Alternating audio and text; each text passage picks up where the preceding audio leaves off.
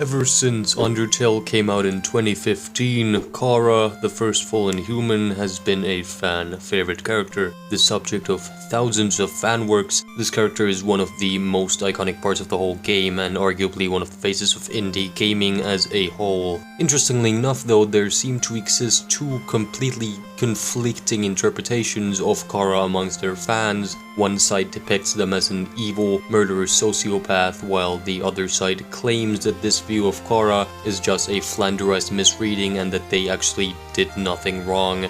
In my opinion, the claim that Chara isn't actually evil is borderline ludicrous, and in this video I hope to explain why that is. We actually don't know that much about Chara, since most information about them is revealed in tiny tidbits of lore told to us through incomplete sources, but in order to explore the question of the character's morality, we have to look at everything we do know and see if we can paint a somewhat complete picture based on that. We first hear about Chara from the various monsters who tell us their story upon entering a new home. They talk about the first fallen human whom the Dreamers adopted into their family after Asriel discovered them in the ruins. Eventually the human fell very ill and died. Since their dying wish was to see the flowers from their village, Asriel absorbed the human soul and crossed through the barrier, where he was attacked by humans, resulting in his death. This story doesn't really paint Chara in anything other than a positive and tragic light, but this is a lie. Not an outward one, but a lie of omission. It lacks the context that's brilliantly told to us along the course of the story later on. It's later in the True Lab when we come across a series of old videotapes of Asgore's that we start figuring out the details. We find out that at one point Asgore became very ill after Chara and Asriel were baking a cake for him and accidentally, instead of cups of butter, put in buttercups, which are poisonous. In a later tape, Asriel talks about a plan of Chara's that he's uncomfortable with, but Chara shuts this down by saying that big kids don't cry. This is followed by Chara becoming sick, like we heard about before from the monsters in New Home, while Chara's behavior in seemingly stringing along the naive and soft-spoken Asriel and essentially telling him to stop being a baby isn't exactly helping their case. It's still possible to give them the benefit of the doubt. Nothing in here explicitly suggests that Chara is an irredeemably evil murderer. The poisoning was an accident after all, and it seems the Dreamers genuinely cared for them as a member of their family. After the true pacifist ending, we can go talk to Asriel in the ruins and find out some very crucial information about the human. Asriel says that Chara didn't climb the mountain for a very happy reason, that they hated humanity, and that they weren't really the greatest person. He even states that Chara wanted to use the full power of their and Asriel's combined souls to kill the humans on the surface. Okay, well, again, just because you have some faults, it doesn't mean you're a psycho, right? The humans attacked Asriel, so maybe Chara was just acting in self-defense. Well, the real kicker obviously comes at the end of the genocide route, with the only physical appearance of Chara in-game, as they introduce themselves with such flattering titles as the demon that comes when you call its name, and the feeling that comes each time your level of violence increases, all but confirming that they were the one to kill Sans and Flowey before inviting you to literally destroy the entire world. This scene is not subtle. It's quite clear to me that its purpose is to recontextualize everything we thought we knew about Chara before. Go back to those tapes now and you realize just how vindictive and manipulative they were towards Asriel, how they had this master plan all along to get to the surface and enact the same destruction they wreak in the genocide route against humanity. And with this comes the harrowing realization that poisoning Asgore was more than likely intentional. The story makes so much more sense with this interpretation. It becomes clear who the real villain of this story was all along, manipulating everything from the shadows, and by engaging in the morbid curiosity that drives someone to do the genocide route, you have helped to make their plan a reality, further cementing just how evil the route is. Despite how straightforward this revelation seems, for some reason people seem to disagree with it. There are dozens of these sorts of analysis videos on YouTube where the creator claims that by reading into some loosely defined subtext, you can see that clearly Chara isn't evil at all, and the genocide route is actually Frisk's fault or the player's fault, despite the fact that Chara basically spells out in this scene how they, Chara, and the player are more or less synonymous in this context. Chara is a representation of the player's potential evil within the narrative, and every piece of information we learn about them is masterfully crafted to bring us to this realization. The alternate reading that they are just misunderstood or only evil in the genocide route because you somehow corrupt them rely largely on the much debated theory that Chara is always the narrator of Undertale, which there isn't really a whole lot of evidence to suggest, and yet the Chara defenders treat it as fact just because it's kind of a cool idea. Occam's razor in the context of narrative analysis is the principle that the simplest reading of a story that requires the least assumptions to justify is usually the correct one. You can make the case that Chara isn't evil if you pick and choose certain theoretical assumptions to create a convoluted reason why everything we're told is meant to misdirect us, but you are not going to convince me that this is the most likely intent behind Toby Fox's writing.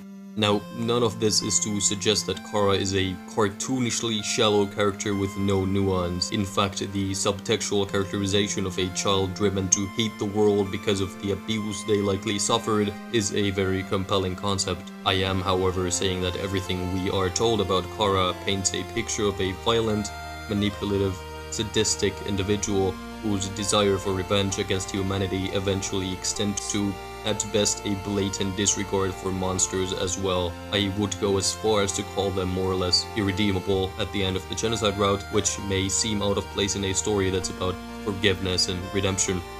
The reason for this discrepancy, however, is because of, again, what Chara is meant to represent. They are the ultimate reflection of the player's desire for control. They are the genocide route incarnate. They are the embodiment of the purest form of evil that one can commit in this world. And although we might empathize with the circumstances that made Chara this way, we cannot ignore the fact that they are an absolute menace! There are many people who believe that, due to the Dreamer's love and affection for Chara, they must have seen Chara as a troubled child who simply needed to be loved by a family, and not a psychopathic murderer, which many people attribute to their belief that Chara isn't actually evil. This argument has also been used as a rebuttal towards those who believe that Chara actually is evil, stating, "Well, if Chara really is evil, how did the Dreamers not figure it out? Do you really think the Dreamers are that dumb?" Well, I'm not so sure that they didn't figure it out. Famously in the genocide route, when you get all 20 kills in the ruins required to initiate the route, then confront Toriel in the basement and kill her with one slash, she will have a terrifyingly chilling speech. "Do you really hate me that much? Now I see who I was protecting by keeping you here. Not you, but them." These lines always struck me as extremely odd, and I don't think nearly enough people talk about them. I think this should be pretty damning evidence that Toriel, and perhaps Asgore as well, had at least a vague idea that Chara had murderous intentions, although Toriel seemed very sure that Frisk reminded her of Chara in that moment.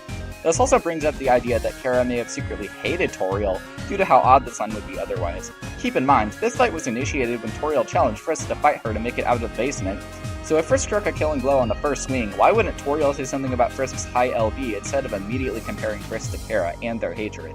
This could potentially bring up the idea of a complicated relationship that Chara may have had with Toriel that the game doesn't really go into otherwise. Although it is still reasonable to assume that Chara and Toriel had a good relationship, there may have been some kind of stain on it from Toriel's realization of Chara's intentions. It is also very possible that Asriel knew about Chara's original intentions just as Toriel did, due to his statement that Chara fell into the underground for an unhappy reason. Many people assume this reason may have been suicide, but what if, due to Chara's hatred for humanity, combined with the fact that humans likely kept records of the war just as monsters did?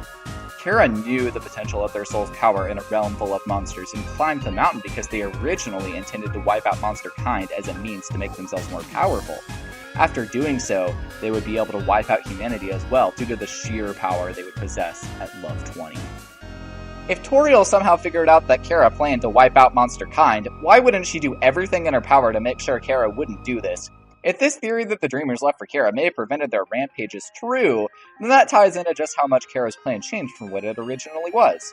So why didn't Chara go through with her original plan, you may ask?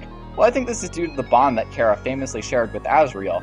Chara truly did love Azrael and the Dreamer family as a whole, which is exactly why their plan changed from wiping out monsters and humans to just humans. Throughout Chara and Azrael's friendship, it is reasonable to assume that the two would have gotten to know each other very well, even if Chara was trying to hide murderous intentions from Azrael. Chara would have gotten a very good idea over time that Azrael was innocent and manipulable, which explains exactly how and why Asbor is poisoned by the Buttercups. Chara was simply testing the potential of the Buttercups, as they were later planning to use these flowers in accordance with their plan for them and Azrael to go to the surface and wipe out humanity. So why did Chara tell Azrael that they simply wanted to see flowers from their village? Come on, Undertale fans! Do you really think that was the real reason Chara wanted to go to the surface? Give me a break! Chara knew deep down that humans were still very hostile towards monsters, which can be proven by the fact that they immediately attacked Azrael upon sight of him, in combination with the fact that they believed he killed Chara.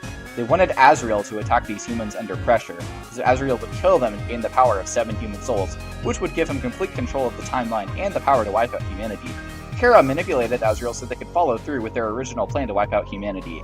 That was the goal from the start, and the monsters were simply a means of attaining their true goal. Although Chara didn't eliminate all monsters, they were able to convince one monster to go to the surface, and they nearly got him to eliminate all humans. But he didn't do this, because Azrael's a good guy. The genocide route, at its core, is ultimately a representation of Chara's original plan to eliminate monster kind, explaining why our actions awaken them from death when we call their name, by enacting their murderous intentions ourselves. But what is the deeper connection between Frisk and Chara here? The theory that the narrator throughout the entirety of Undertale is actually Chara can be supported by the fact that it can be very opinionated at times, and isn't simply a generic second-person narrator, especially when the narration is in red. Perhaps Frisk and Chara's souls were deeply connected from the start due to the determination they had in common. Perhaps Frisk felt a calling from Chara to fall down to the mountain. Unfortunately, it is never truly explained by the game, and it is only brought up by Azrael if you backtrack to find him during the True Pacifist ending sequence. Wait a minute. Why did Azrael backtrack all the way to the flower garden? Well, you could say that he wanted solitude before he turned back into a flower. That's fair. But what if this is actually where Chara was buried? It would make sense if Azrael wanted to visit his sibling's grave and take care of the flowers just as Toriel did before turning back into a flower, and that would also explain why Azrael so casually brings up Chara while Frisk is visiting him. This also happens to be exactly where we started the game.